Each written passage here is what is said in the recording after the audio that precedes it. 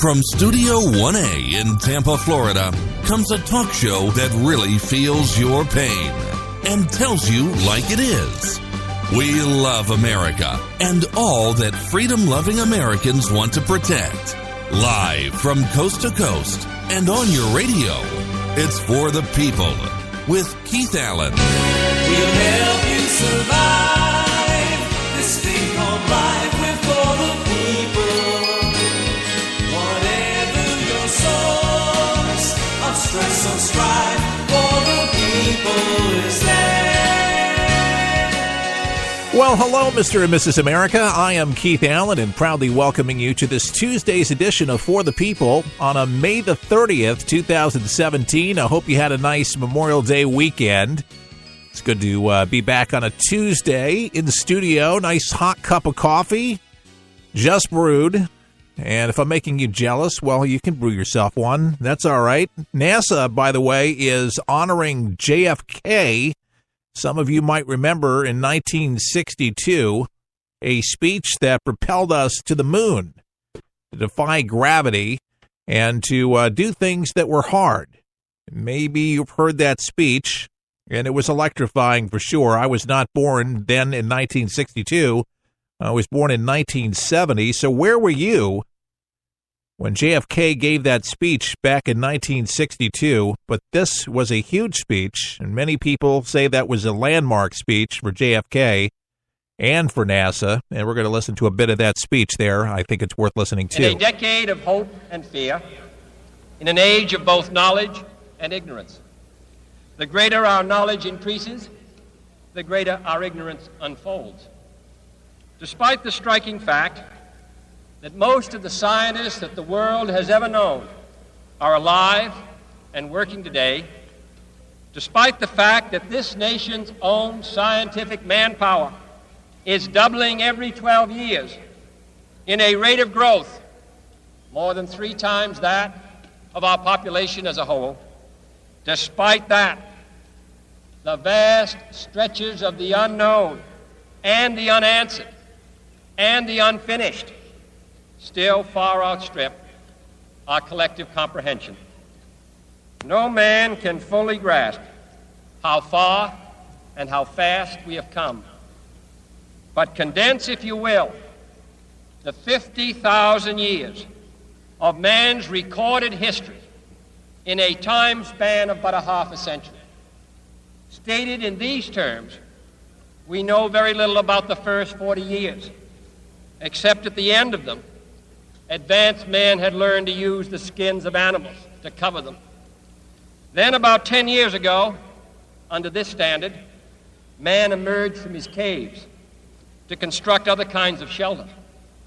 Only 5 years ago, man learned to write and use a cart with wheels.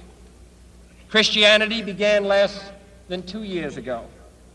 The printing press came this year. And then less than 2 months ago, during this whole 50-year span of human history, the steam engine provided a new source of power. Newton explored the meaning of gravity. Last month, electric lights and telephones and automobiles and airplanes became available. Only last week did we develop penicillin and television and nuclear power.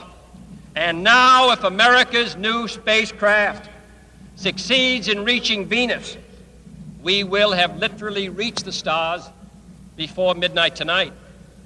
This is a breathtaking pace, and such a pace cannot help but create new ills as it dispels old. New ignorance, new problems, new dangers. Surely the opening vistas of space promise high costs and hardships, as well as high reward. So it is not surprising that some would have us stay where we are a little longer, to rest, to wait. But this city of Houston, this state of Texas, this country of the United States was not built by those who waited and rested and wished to look behind them.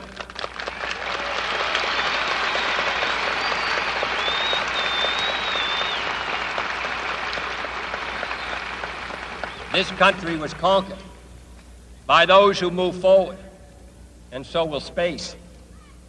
William Bradford, speaking in 1630 of the founding of the Plymouth Bay Colony, said that all great and honorable actions are accompanied with great difficulties, and both must be enterprised and overcome with answerable courage. If this capsule history of our progress teaches us anything, it is that man in his quest for knowledge and progress is determined and cannot be deterred. The exploration of space will go ahead, whether we join in it or not. And it is one of the great adventures of all time. And no nation which expects to be the leader of other nations can expect to stay behind in this race for space. Those who came before us made certain that this country rode the first waves of the Industrial Revolution, the first waves of modern invention, and the first wave of nuclear power. And this generation does not intend to founder in the backwash of the coming age of space. We mean to be a part of it. We mean to lead it. For the eyes of the world now look into space, to the moon, and to the planets beyond. And we have vowed that we shall not see it governed by a hostile flag of conquest, but by a banner of freedom and peace. We have vowed that we shall not see space filled with weapons of mass destruction, but with instruments of knowledge and understanding. Yet the vows of this nation can only be fulfilled if we in this nation are first, and therefore we intend to be first.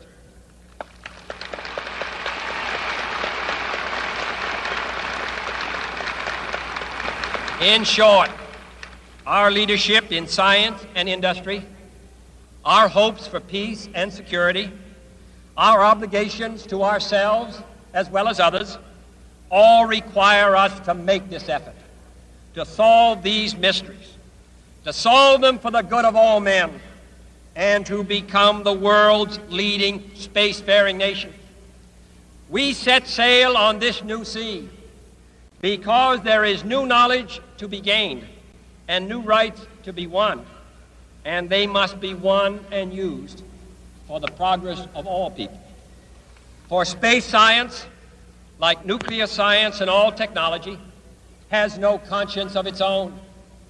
Whether it will become a force for good or ill depends on man. And only if the United States occupies a position of preeminence can we help decide whether this new ocean will be a sea of peace or a new terrifying theater of war. I do not say that we should or will go unprotected against the hostile misuse of space any more than we go unprotected against the hostile use of land or sea. But I do say that space can be explored and mastered without feeding the fires of war, without repeating the mistakes that man has made in extending his writ around this globe of ours. There is no strife, no prejudice, no national conflict in outer space as yet. Its hazards are hostile to us all. Its conquest deserves the best of all mankind, and its opportunity for peaceful cooperation may never come again. But why, some say, the moon? Why choose this as our goal? And they may well ask, why climb the highest mountain? Why, 35 years ago, fly the Atlantic? Why does Rice play Texas? We choose to go to the moon. We choose to go to the moon.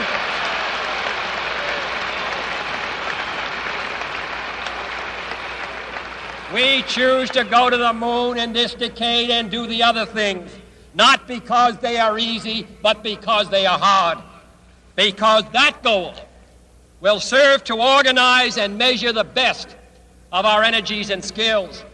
because that challenge is one that we're willing to accept, one we are unwilling to postpone, and one we intend to win, and the others too. Not that it's easy, but because it's hard. The hard stuff, you know? It'd be nice to hear more speeches like that. Oh, wait. We actually have a president that's calling us to greatness. JFK did the very, very same thing. But you don't hear the Democratic Party talking like that. Now, the reason NASA, once again, is honoring JFK on his 100th birthday, yesterday, by the way, when you were celebrating Memorial Day, JFK would have been 100 years old had he been alive, but celebrating his birthday and doing it in a big way. Because what NASA's going to do, and that they've already done, is they have a centennial page off nasa.gov.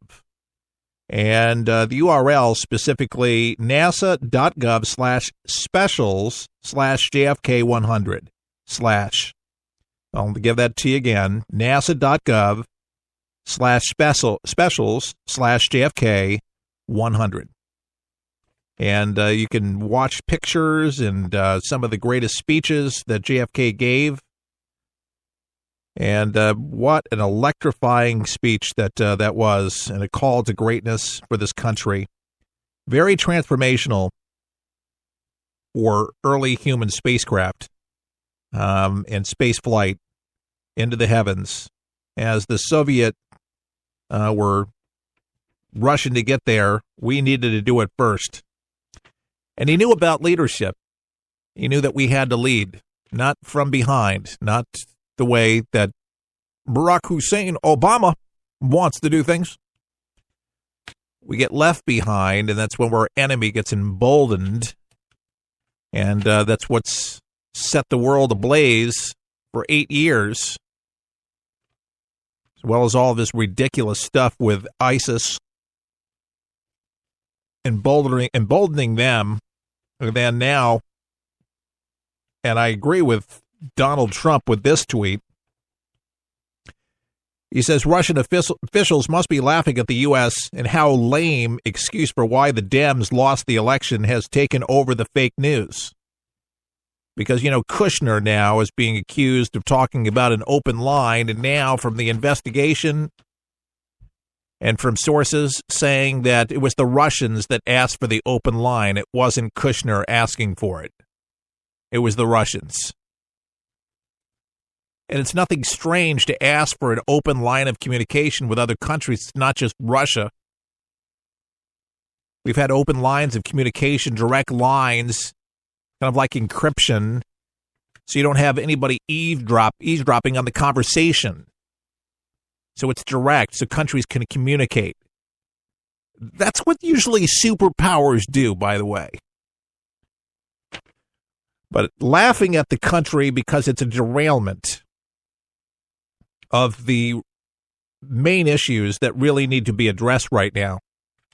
And I tell you, the aim for the left is to take him down, Obama, his people, the Clintons, any way they possibly can to thwart any good thing from happening during the Trump administration, for him to take any credit for it. They will use any means at their disposal as possible to discredit this president, his family, his cabinet, any way they possibly can.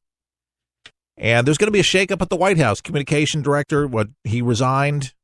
This was already planned, so this is not like a shocking news. There are many more announcements to be made. A lot more people are going to be fired. An investigation for the leakers. This is going to continue. They're going to find the moles. They're going to find the leakers. And woe to those people. It's so treasonous, it's not even funny. I think they need to go through the White House personally and look for bugs to make sure they got them all out there, too. I just wouldn't be surprised, seriously, that there wouldn't be something like that going on, honest to goodness. Do not trust the holdovers that were serving with Obama. It's so treasonous, it's so dangerous, and the age that we live right now to do this is, but you know, we always have had those that are that way. They'll sell out their country so quick it's not even funny. But there was a time to where you did that,